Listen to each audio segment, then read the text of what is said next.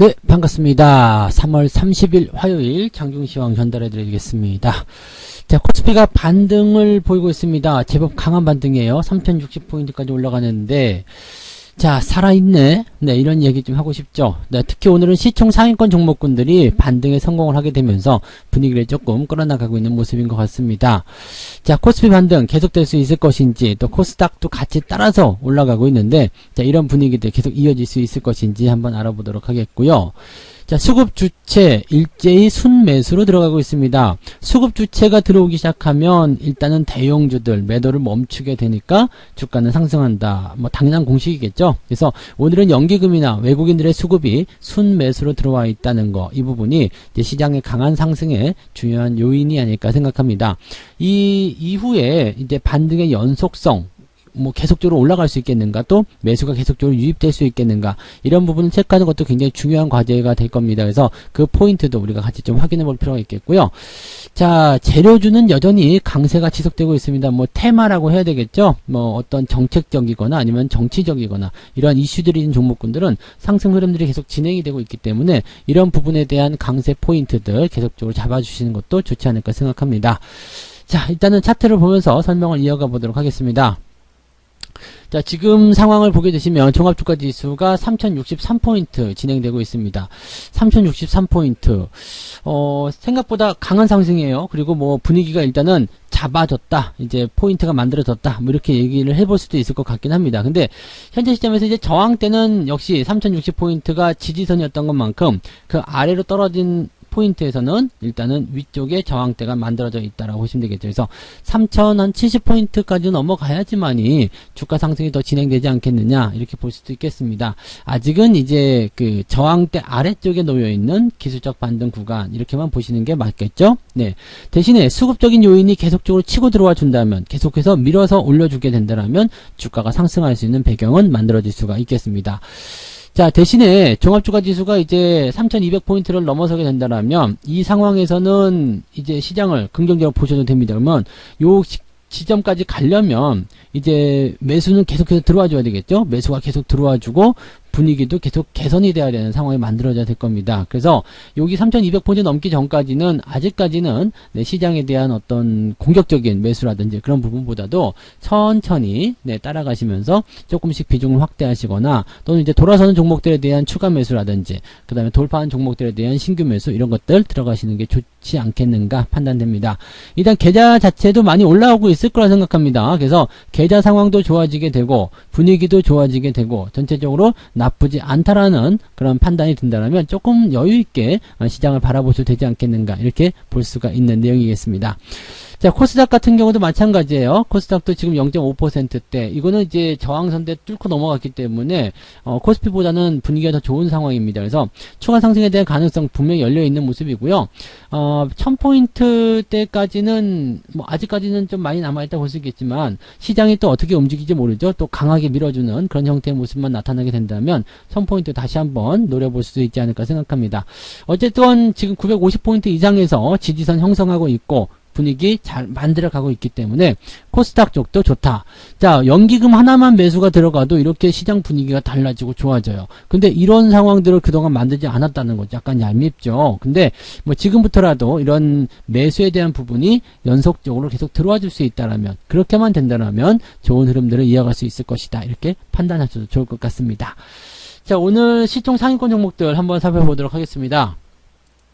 시총 상위 종목도 보시면 대체적으로 다 올라가 있는 모습들이 확인되고 있을 겁니다. LG화학도 오늘 반등세 조금 나타나고 있고요. 오늘 가장 많이 올라온 게 LG전자입니다.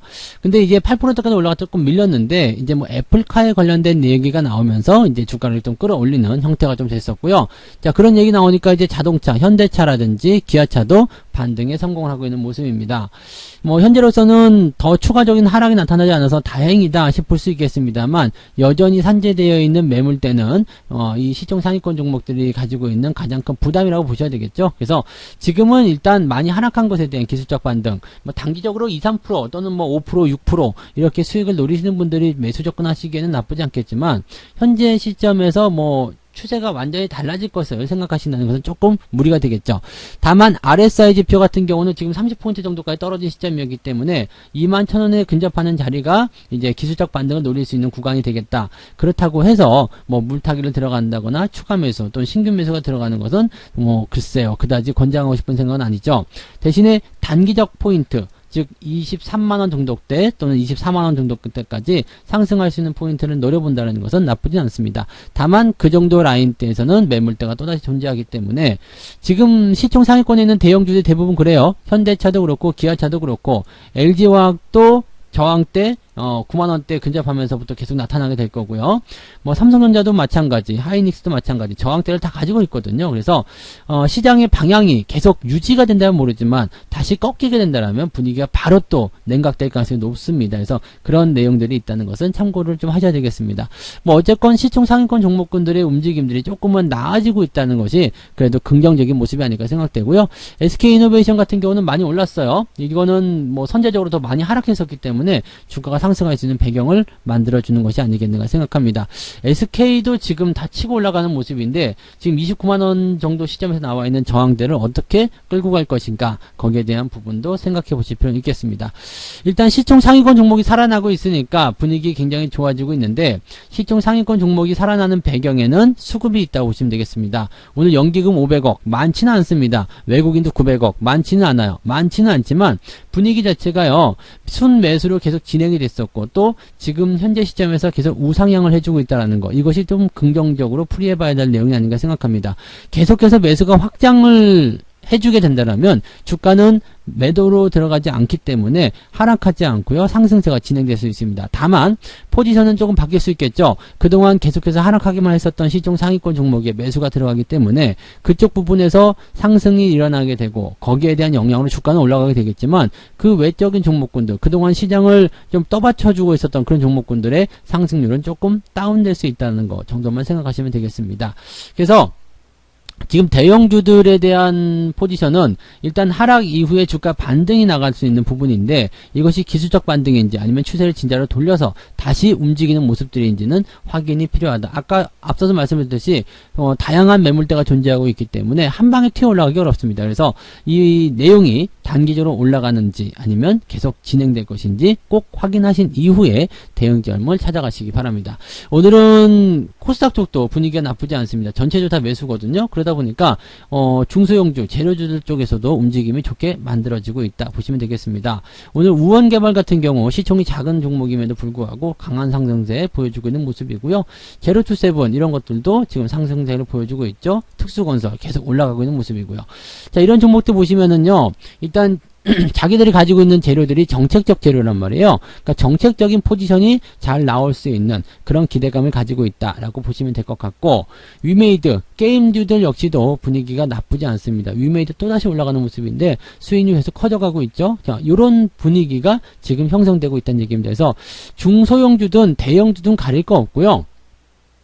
일단은 매수가 들어오기 시작하면 뭐 시총 상위권이든 대형주든 분위기가 좋아지는 건 당연한 얘기고요. 그 다음에 기존에 상승하고 있었던 종목들, 이런 중소형주들도 같이 올라가게 됩니다. 그래서 시장이 전체적으로 좋아지는 그런 형태가 만들어지기 때문에 지금은 계좌를 잘 유지해 주기만 하시면 또 나쁜 일은 없을 거라 생각합니다. 다만 시총 상위권 종목군들은 가까운 곳에 매물대가 존재하고 있기 때문에 무리해서 뭐 물타기를 하신다거나 추가 매수 하신다거나 이런 부분들은 조금 하지 않으시는 게 더 유리할 수 있겠다라고 보시면 되겠습니다.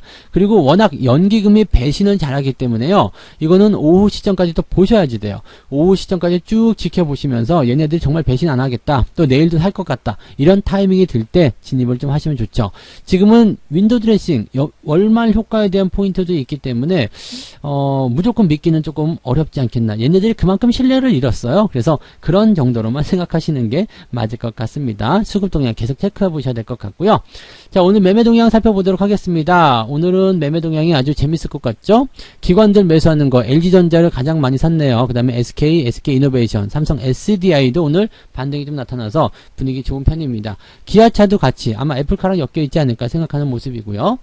대신에 이제 HMM 같은 경우는 매도가 쭉 나타나고 있습니다. 이거 조심하셔야 되겠죠. 네, 해운주 같은 경우는 아침 시황에서 설명드렸지만 차익 매도가 나오는 시점들 우리가 반드시 생각해야 되는 것이 이 차익 매도에 대한 수급의 변화입니다. 그래서 이렇게 수급의 변화가 일어날 때는 어떻게 된다고요? 주가를 던지는 경우도 생기기 때문에 같이 매도를 해주시는 게 유리하다. 그 다음에 현대차는 여전히 매도하고 있습니다. 그 다음에 LG화학도 매도하고 있고요. 참고하셔야 될 부분이 아닐까 생각됩니다.